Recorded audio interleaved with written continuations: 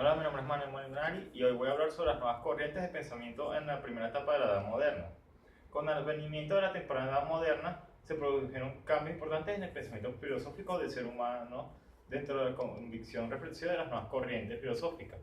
Se puede indicar que a fines del siglo XVIII, cuando la corriente del pensamiento económico se enlaza con las iniciativas privadas y el apoyo de una serie de decretos de gobierno, se inicia un proceso de transformación en el reparto de las tierras. El manejo de las situaciones ilegales, puesto a que la regulación de las cortes imponía condiciones prohibiendo la venta cuando probaban subsidios para la corona. A ello se produjo gradualmente un paso de la propiedad pública a la propiedad privada. Así la venta de comunales bajo el rey Felipe II afectó entre 25 y 30% de las superficies de las tierras de campo, y hacia 1751 cerca de una cuarta parte de la superficie de la tierra se había tomado de las comunales desde el siglo XVI. Gracias a estos hechos empieza el inicio de apoyo a las comunidades de campesinos que se benefician de las labores agrícolas. No obstante, las rudas técnicas, la falta de asesoramiento, conocimiento y experiencia condujeron al deterioro del entorno para los campesinos como para las mismas comunidades. El humanismo y el racionalismo. En el siglo XV y XVI se reconocen esquemas de acción y de pensamiento diversos adecuados a la realidad humanista y racionalista. En definitiva, estas etapas filosóficas de la Edad Moderna que se corresponden con el humanismo, la ilustración y a su vez el empirismo, el racionalismo y la filosofía moderna en sus diversas fases suponen una superestructura o conjunto de ideas sustentadas en el origen y desarrollo de la producción económica, de las artes y del pensamiento de Dios y de la religión a un segundo plano para constatar la reflexión y representación práctica de la persona, la humanidad, a la cual se consideró un valor absoluto. En el caso del humanismo renacentista, su principal impulsor, Erasmo de Rotterdam, católico holandés, quien lo consideró como sistemas para racional organizados en torno a la persona como persona libre y sabía para lo que a su juicio debía necesariamente vivir de acuerdo a los evangelios.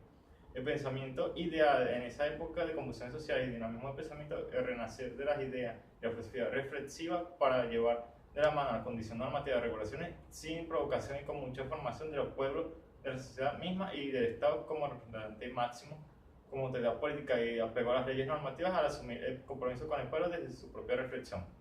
El hombre como centro de pensamiento y debate ideológico. El debate filosófico adquiere cada vez mayor impacto en el pensamiento y connotaciones de conocimiento personales y sistematización de los diversos aspectos que conllevan la educación analítica de sujetos históricos, sobre las bases conceptuales que inspiran y constituyen las ideas y las razones en las cuales se ha de comprender la filosofía en todo su sentido. En el caso del humanismo como movimiento intelectual, filosófico y el sentido político que se aborda desde el Renacimiento original del siglo XIV, en su diversidad inmersa en los cambios hacia fines del siglo XVI, provocan el desarrollo de las nuevas ideas en Europa, conformadas por las diferentes reformas en el liderazgo de Martín Lutero y Calvino, fundamentalmente en los términos de contrarreforma y revolución, con las nuevas inclinaciones intelectuales que propugnaban. A partir de la invención de la imprenta, la síntesis, el análisis y comprensión de textos bíblicos, traducidos que abren y expanden el pensamiento integral del hombre en todos los aspectos de la filosofía. En definitiva, la condición del hombre como centro del pensamiento filosófico puede entender que el verdadero filósofo profundiza sobre su dignidad, sus orígenes de la creación de Dios y la comunicación que sostiene con su semejante del mismo modo que lo hace este mismo.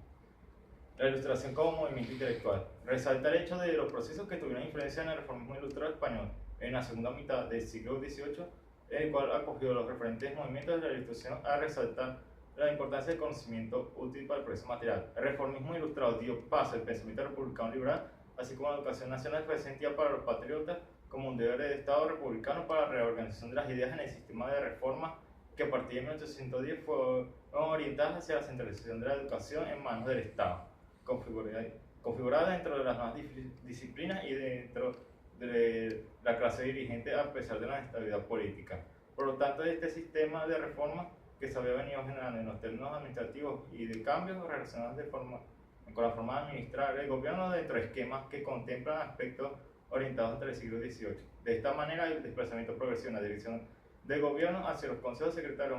o ministerios como parte de la confluencia integral de oficinas de gobierno elegidas en el siglo XVIII. Representantes más notables y sus aportes. En el siglo XVIII, dentro de las nuevas ideas surgieron pensadores como Mozart Mendelssohn, quien hizo énfasis a la revelación que sostiene la educación, el uso de la razón, y en ese sentido el Estado debe ser responsable de ofrecer oportunidades abiertas para el acceso a todos dentro de la filosofía popular. para considerar que la sociedad es más baja. Immanuel Kant, que establece que al hombre en todas las situaciones que tienen que ver con sus juicios, obligaciones y sentidos atribuidos a las propias críticas, sobre todo cuando desarrolla funciones de gobierno y de Estado ante el cual deberían asumir espacios responsables en la vida privada. Peter, que en su obra La ciencia de libertad afirma que el programa de la Ilustración fue de hostilidad a la religión y búsqueda de libertad de progreso, alcanzado por medio del uso crítico de la razón que permitía cambiar la relación del hombre consigo mismo y en la sociedad. La masonería. Las bases y principios de esta organización atribuyen el sentido de la gran logia que no podía reformar los acuerdos de ningún taller y principios de autoridad que quedaban nulos. La importancia de la masonería en el mundo, sobre todo en Ginebra, implicó la presencia de hombres de reconocido mérito que comenzaron la negociación para establecer un sólido dominio al final de 1788. Su vitalidad en Suiza en 1793 a 1803, en la representación de la logia buena, residente en el Principado de Neuenberg, encontró el terreno adecuado para su desarrollo, progreso y agradecimiento, a pesar de las luchas violentas y agitaciones que implicó salir de la patria para construir las fuerzas de virtud en razón de las persecuciones sufridas que se asocia con la nulidad de las actividades durante la Revolución Francesa. Desarrollo de pensamiento liberal frente al absolutismo monárquico. Este impulso ilustrado había de dirigir al pueblo encontrando eco en las principales instituciones de la monarquía de la segunda mitad del siglo XVIII,